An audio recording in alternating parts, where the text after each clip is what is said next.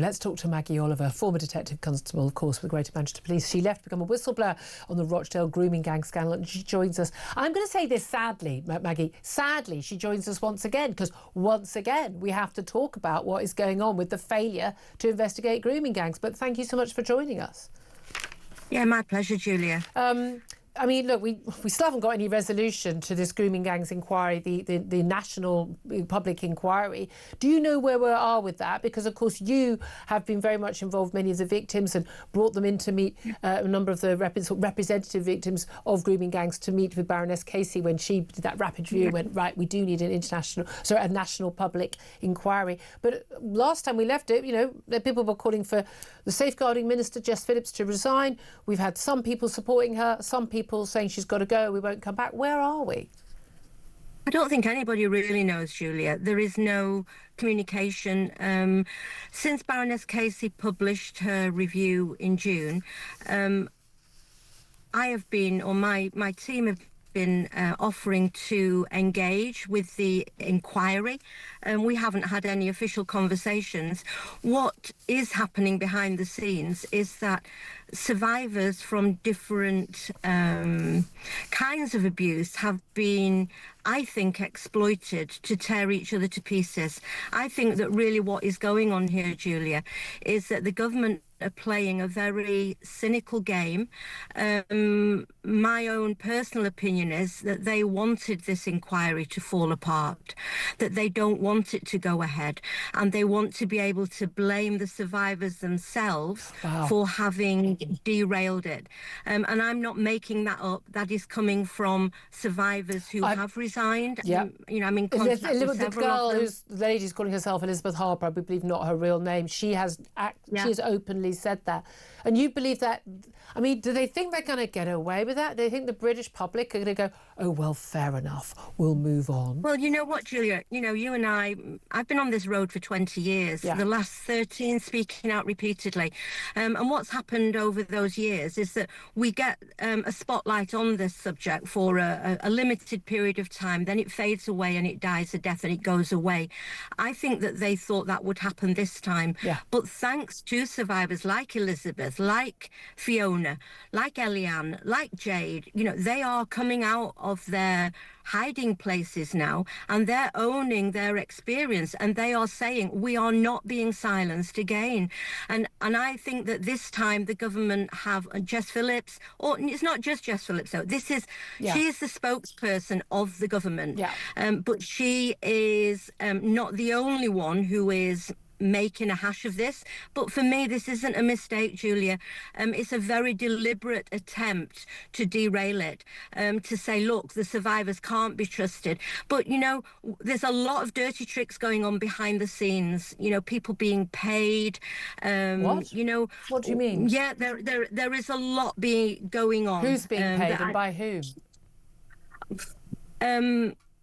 I'd rather without getting us into horrible legal trouble. Yeah, I'm not going to get you into a mess, but I do know that survivors are being paid to go on the panel. They're being selected, I would say, by questionable means. What I would say, Julia, is that, you know, I'm talking about grooming gangs here, but in my charity, the Maggie Oliver Foundation, we help survivors of sexual abuse from all walks of life and all kinds of abuse. And what I would say is that victims of sexual abuse in general get a really poor deal from the criminal justice system. That is every survivor. So I am not saying that all survivors haven't been failed by the police, by social services. Children in care are not cared for. They're abandoned. They're neglected. What I'm saying is that you can't conflate all kinds of abuse into one inquiry that is meant to be around grooming gangs. The crucial thing about this inquiry is not looking necessarily into what happened to the girls. That's actually a matter for the criminal courts, and they need to get on with more of that. It's about the failure of authorities, whether it was social care, whether it was police, whether it was local councils, to do anything about it, to turn a blind eye, to even actually cover it up, because they wanted to be right on and PC, and they thought it would create community tensions, they claimed.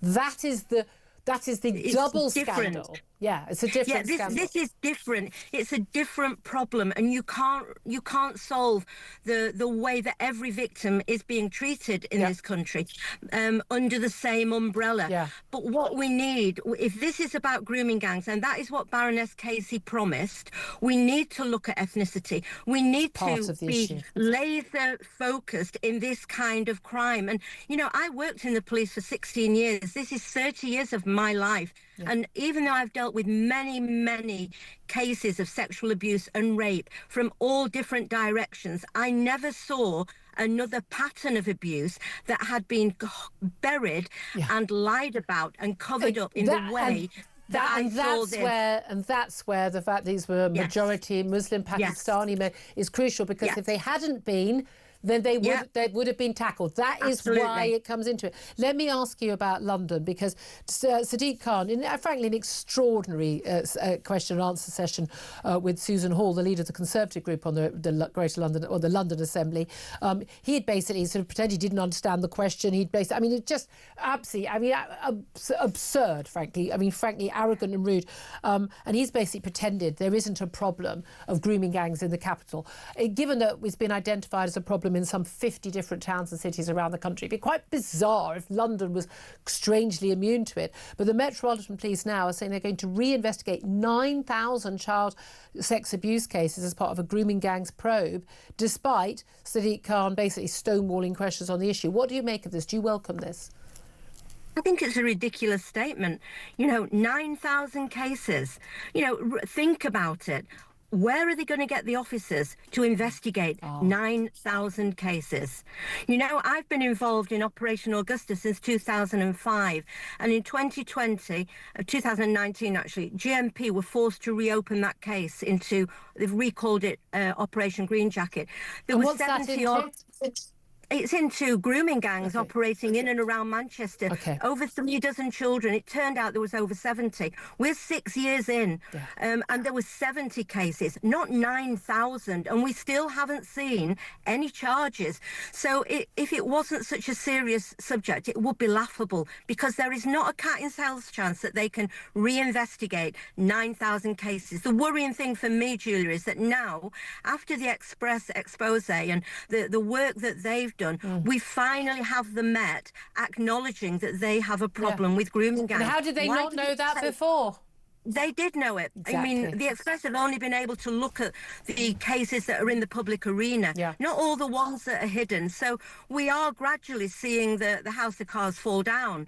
But, you know, we shouldn't have to be fighting tooth and nail to get the truth. Public police are public servants. They are here to protect the public. And if you're not investigating girls being gang raped by anyone, you're not doing your job. Yeah, I agree with you, Julia. And, you know, it's like pulling teeth. But I don't think this is going to go away now. No, well, we're not going to let it. You're also not going to let it. And there's amazing women, those survivors. They sometimes call themselves survivors, some victims. They're not going to let it. And all credit to them, or we'll be standing by them. Maggie Oliver, always grateful to have you on the show.